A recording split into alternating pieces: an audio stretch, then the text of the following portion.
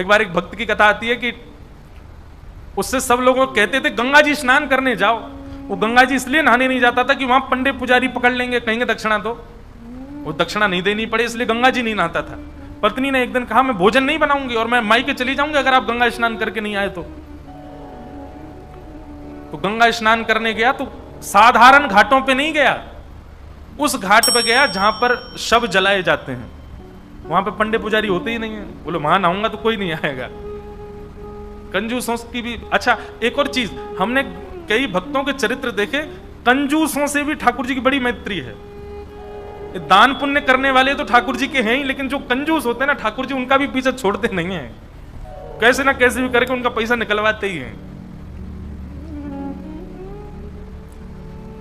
ये किसी अन्य भक्त की कथा है कि वो फिर मरघटा में गया, शमशान के घाट पर जाकर के जैसे ही डुबकी लगाई और डुबकी लगा के बाहर आया तो ब्राह्मण का वेश धारण करके ठाकुर जी आ गए।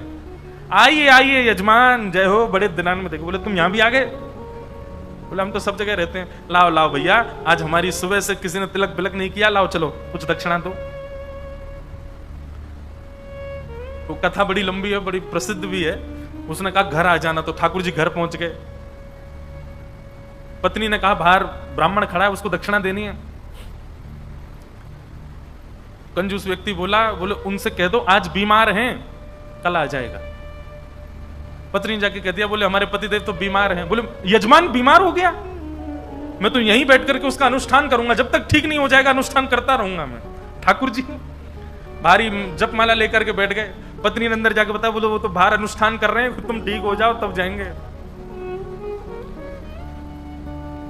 मन में विचार करने लगा, बोले जाएगा नहीं, सुनो बाहर जाके उसको कह दो पतिदेव तो पधार गए, भगवत धाम चले गए। पत्नी बोली 1 रुपया ही तो देना है, दे दो जाके। बोले क्यों दे दो, तुमको क्या पता कितनी मेहनत से कमाया जाता है, मना कर दो, कह दो पधार गए वो तो। पत्नी बेचारी थोड़ी रोती रोती सी गई, बोले आप अब चले जाओ, पतिदेव तो पधार गए। ठाकुर जी बाहर ब्राह्मण बन के बैठे। ठाकुर जी बोले मेरे यजमान पधार गए, अंतिम संस्कार मैं करा के जाऊंगा, मेरे यजमान है, उनकी शव यात्रा में जाऊंगा, उनकी अर्थी मैं बनवाऊंगा, चिता में लकड़ियां मैं लगवाऊंगा, अपने हाथ से अपने हाथ से एक एक लकड़ी रखवाऊंगा और मैं वेद मंत्र बोलूंगा, मेरे मंत्रों के उच्चारण से उनके अग्नि संस्कार होगा। मुझे नहीं चाहिए दक्षिणा, आप मत देना मुझको, अब मैं मुफ्त में उनका संस्कार करा के जाऊंगा। पत्नी दौड़ी दौड़ी गई, बोले 1 रुपया निकाल के दे दो, वो तो संस्कार कराने को तैयार है तुम्हारे।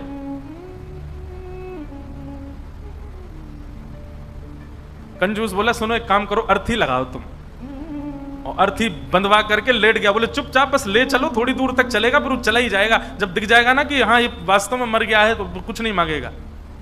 महाराज अर्थी पर चढ़ गया, राम नाम सत्य बुलवाता हुआ जा रहा है शमशान, लेकिन 1 रुपया नहीं दे रहा है। ठाकुर जी भी चल रहे, बोले तू ढीठ है मैं महा ढीठ हूं, मैं भी लेके ही जाऊंगा। शमशान पहुंच गए, वहां पर चिता बन गई, चिता में शव को रख दिया। उसका छोटा बच्चा वो अपने पिता के पास जाके, पिताजी दे दीजिए ना, वो यहीं खड़ा है वेद मंत्र बोल रहा है, आपके सारे तो पिंडदान करवा दिए उसने, अब दे दीजिए उसको। बोले तू कुछ मत कर, तू परिक्रमा लगा के चिता में अग्नि लगा, जैसे ही थोड़ी अग्नि प्रज्वलित होगी चला जाएगा, मैं उठ के बाहर आ जाऊंगा। बालक ने जैसे ही चिता में अग्नि लगाई, चिता जलने लगी। ठाकुर जी के मन में विचार आया, बोले भैया भगत मैं हारा तू जीता, तू निकल के बाहर आ। तुरंत उसका हाथ पकड़ करके खींचा और ठाकुर जी अपने रूप में प्रकट हो गए। वाह भाई तेरी कंजूसाई पर हम तेरे पर न्यौछावर हो गए, वाह ऐसी कंजूसाई। ऐसे अद्भुत अद्भुत भक्त हुए ठाकुर जी के।